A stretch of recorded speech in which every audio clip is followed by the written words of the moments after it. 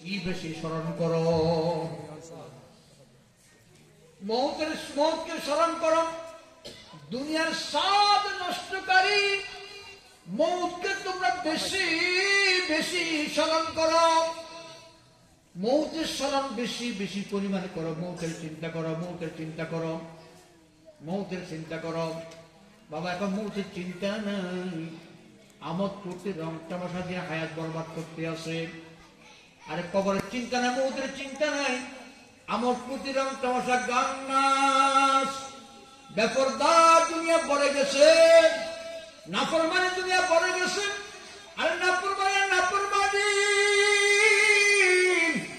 গুনার কামার গুনার কাম, গুনার কামার গুনার কাম, কত নাফরমানি জমিনে চলতে আছে। বাবা রে মৌতের চিন্তা নাই, কবরের চিন্তা নাই। আল্লাহর হাদিসে পাকের মধ্যে ফরমান, মৌতের কথা যার স্মরণ আসে সে ব্যক্তি হা হা করিয়া হাসতে পারে না। যে ব্যক্তি মৌতের চিন্তা যার দিলের মধ্যে আছে, একটি মিথ্যা কথা সে বলতে পারে না। মৌতের চিন্তা যার দিলের মধ্যে আছে, এক ওয়াক্ত নামাজ সে ছাড়তে পারে না। মৌতের চিন্তা যার দিলের মধ্যে আছে, কারো মনে কষ্ট দিয়ে কথা বলতে পারে না। মৌতের চিন্তা যার দিলের মধ্যে আছে, ওই ব্যক্তি জুলুমি করতে পারে না,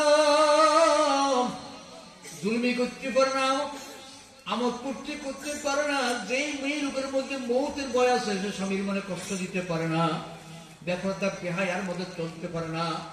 যে সন্তানের দিলের মধ্যে মৌতের চিন্তা আছে,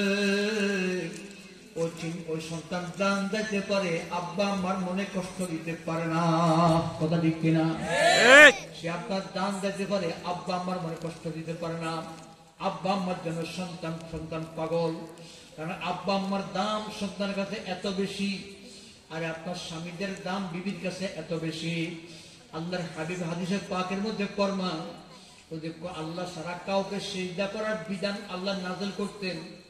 আল্লাহ সারা কাউকে সিজদা করার জন্য আল্লাহ যদি বলতেন, সন্তান থেকে বলতেন আব্বা আম্মাকে সিজদা করো, আর বিবি থেকে বলতেন স্বামীকে সিজদা করো। এরকম তো কেয়ার করেছিল যুবক ভাইয়েরা, এই পর্দারে মা বোনেরা, আব্বা আম্মার খেদমত করা ফরজ। আব্বা আম্মার মনে কষ্ট দেওয়া হারাম। খবরদার, আব্বা আম্মার মনে কষ্ট দিয়ে কেউ জান্নাতে যাইতে পারিবা না। আল্লাহর হাবিব হাদিসের মধ্যে ফরমান, মার পায়ের তলায় সন্তানের জান্নাত। যে সন্তান মার মনে কষ্ট দিল, যে সন্তান মাকে কষ্ট দিল, মার মনে কষ্ট দিল, মাকে আপনার মারল ধরলো, মাকে আপনার খাওয়া দিল না, মাকে আপনার সৎসেবা যত্ন করলো না, ওই সন্তানটা কোনোদিন জান্নাতে যাইতে পারবে না। ওই সন্তান জান্নাতে যাইতে পারবে না। ওই সন্তান আপনার কোনোদিন বেহেশতে যাইতে পারবে না, আল্লাহর সন্তুষ্টি অর্জন করতে পারবে না।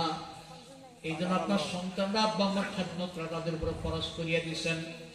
আল্লাহর হাবিব বিশ্বনবী ফরমান, দুনিয়ার মানুষ মায়ের পায়ের তলায় সন্তানের জান্নাত।